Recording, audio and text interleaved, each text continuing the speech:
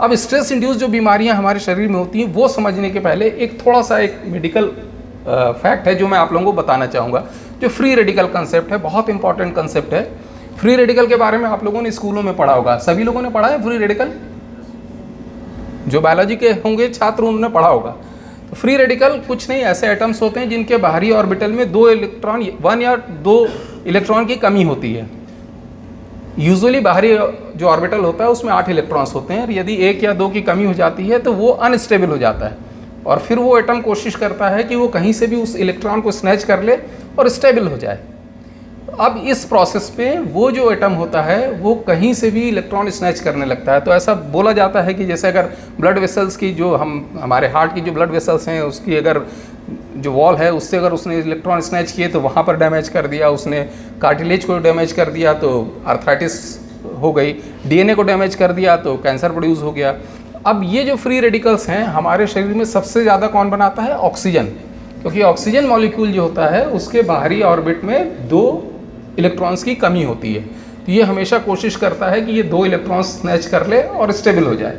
तो इसके कारण ऑक्सीजन हमारे शरीर में सबसे ज़्यादा फ्री रेडिकल्स बनाती है, इसलिए हम इसको ऑक्सी रेडिकल्स भी बोलते हैं। और आपने सुना होगा कि अभी बहुत ज़्यादा प्रचलन है एंटीऑक्सीडेंट्स देने का। एंटीऑक्सीडेंट्स देने का उद्देश्य यही रहता है कि इनको वो अपने इलेक्ट्रॉन देके इस फ्री रेडिकल को न्यूट्रलाइज कर देते हैं। अब हमारे शरीर में ये फ्री रेडिकल बनते कैसे हैं? जब एनर्जी प्रोडक्शन होता है, जैसे अभी हमने देखा कि स्ट्रेस के दौरान एनर्जी प्रोडक्शन होता है, तब ये फ्री रेडिकल्स बनते हैं। Immune system in free radicals का यूज़ करता है बाहरी जो ऑर्गेनिजम्स हैं उनके ऊपर अटैक करने के लिए, स्ट्रेस में प्रोड्यूस होता है। और कुछ एक्सटर्नल सब्सटेंसेस हैं जैसे फर्टिलाइजर्स हैं, पेस्टिसाइड्स हैं, ड्रग्स हैं, प्रोसेस फूड्स हैं, और आपका स्मोक्ड एंड बारबेक्यूड फूड्स हैं, अल्कोहल है।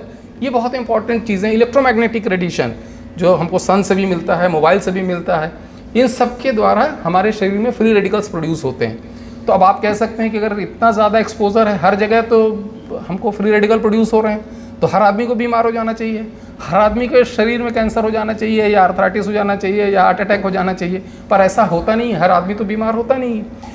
तो क्यों? क्योंकि हमारे शरीर में कुछ डिफेंसेस भी हैं, कुछ एंजाइम्स हैं जैसे ग्लूटाथियोन पेरोक्सिडेज है, कैटलेज है, जो इसको न्यूट्रलाइज करके रखते हैं। कुछ न्यूट्रिएंट्स हैं जो हम फूड के साथ लेते हैं, vitamin A, C, E, zinc, selenium हम फूड के साथ लेते हैं जो फ्री रेडिकल्स को कंट्रोल में रखते हैं।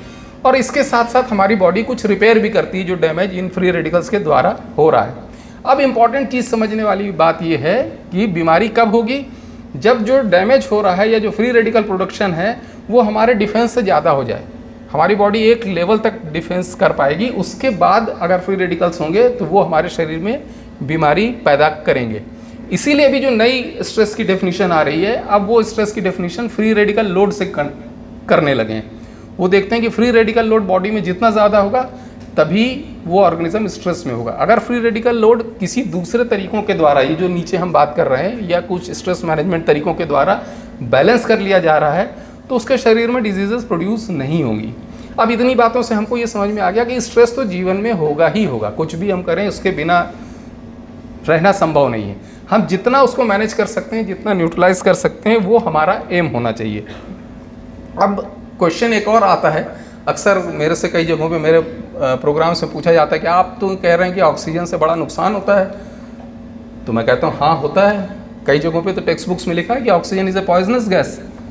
तो हम तो ऑक्सीजन में ही सांस ले रहे हैं, ऑक्सीजन में ही जिंदा है, और आप कह रहे हैं oxygen is a poisonous gas. ये तो ऐसा हो गया जैसे कोई कह दे कि मछली पानी से मर रही है, पर ऐसा हो रहा है। वही ऑक्सीजन जो आपको जीवन दे रही है वो डबल एज सोर्ड की तरह से काम कर रही है, दुधारी तलवार जैसा। वही आपके शरीर की लॉन्गेविटी को कम कर रही है, आपके शरीर में एजिंग की प्रोसेस को वही प्रोड्यूस कर रही है, और अब बहुत सारी डिजीज़ को भी प्रोड्यूस कर रही है। तो अब समस्या ये है कि वो ऐसा ही क्वेश्चन हो गया जैसे मुर्गी पहले कि अंडा पहले। तो ऑक्सीजन का फ़ायदा पहले कि नुकसान पहले, क्या ज़्यादा इम्पॉर्टेंट है? मुर्गी पहले कि अंडा पहले? क्या बोलते हैं? इसके बहुत सारे जवाब हैं। अभी कुछ साइंटिस्ट ने इसका आंसर भी दिया है, लेकिन एक दार्शनिक का जवाब मुझको बहुत अच्छा लगा। उस दार्शनिक ने कहा कि इसमें पहला और दूसरा वाला प्रश्न ही नहीं आता। इसलिए नहीं आता कि मुर्गी और अंडा एक लाइफ साइकिल का पार्ट हैं, और लाइफ साइकिल का पार्ट होने का मतलब होता है साइकिल, एक चक्र में कोई भी पॉइंट ए और बी पहले और बाद में हो ही नहीं सकते। वो केवल एक लीनियर लाइन में ही ए और बी आगे पीछे होंगे, एक सर्किल में कभी भी आगे पीछे नहीं होंगे। दूसरे शब्दों में उन्होंने कहा कि मुर्गी पैदा हो रहा अंडा है और अंडा बन रही मुर्गी है। तो बस ऐसा ही कुछ समझ लीजिए ऑक्सीजन के बारे में, कि वही हमको जीवन दे रही है और वही हमारा जीवन ले भी रही है।